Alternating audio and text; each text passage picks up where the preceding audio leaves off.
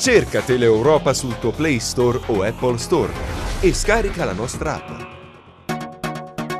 Ancora roghi in tutta la regione. Questa mattina 3 Canadair in azione a Morano, diversi gli incendi sul Pollino, distrutti numerosi ettari di bosco e macchia mediterranea. Vediamo.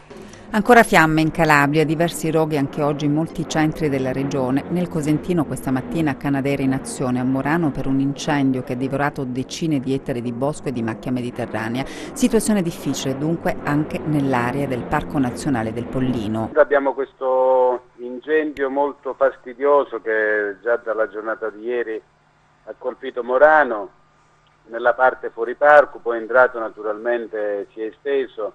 E questo si aggiunge ai roghi che nei giorni scorsi hanno distrutto una buona parte della Valle dell'Ao, una buona parte della Valle del Mercure, perché quest'anno nell'area del Pollino è stato soprattutto questo fronte quello più colpito. Adesso si sta contrastando questo incendio molto vasto a Morano, ma che pone però un problema, io voglio dirlo, che noi negli anni passati arrivavamo immediatamente nella fase dell'innesco dell'incendio e si riusciva attraverso il direttore operativo dello spegnimento ad intervenire immediatamente. Quest'anno con questa organizzazione diversa, con l'esclusione del corpo forestale dalle attività di lotta attiva, stiamo pagando questo prezzo in termini anche di ritardi. Con la soppressione del corpo forestale dunque quest'anno diventa più difficile intervenire. Il bilancio è già pesante e siamo solo all'inizio della stagione estiva. Ho posto nei giorni scorsi al Ministro dell'Ambiente, al Comando Generale dei Carabinieri e dei Vigili del Fuoco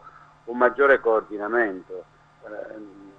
Poi è chiaro che è una stagione particolare, è sotto attacco tutto il sud Italia e questo richiede una maggiore organizzazione nella lotta attiva, ma soprattutto una maggiore prevenzione. Non si può pensare di costruire la prevenzione agli inizi del mese di luglio, con tutto il rispetto per le istituzioni che hanno responsabilità.